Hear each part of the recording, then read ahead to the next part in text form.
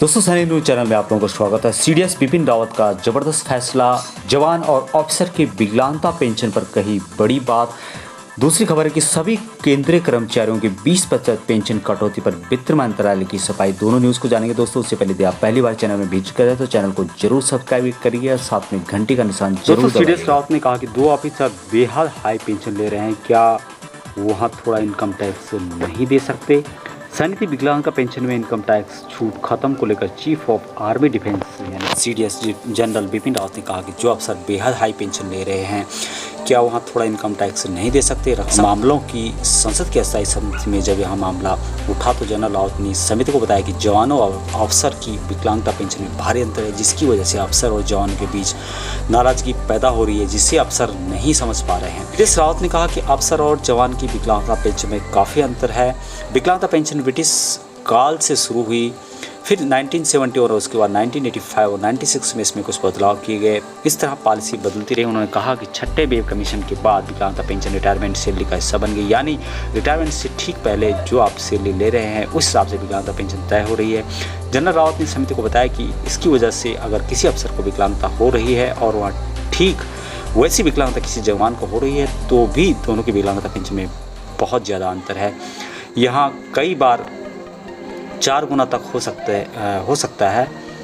CDS Rawat ने कहा कि जब मैं जवानों से मिलता हूं तो जवानों की तरफ से इस फ़र्क को लेकर शिकायत आती है कि क्यों यह फ़र्क है। इसका कारण यह है कि विकलांगता पेंशन आखिरी सैलरी का पार्ट है जिसमें फ़र्क है।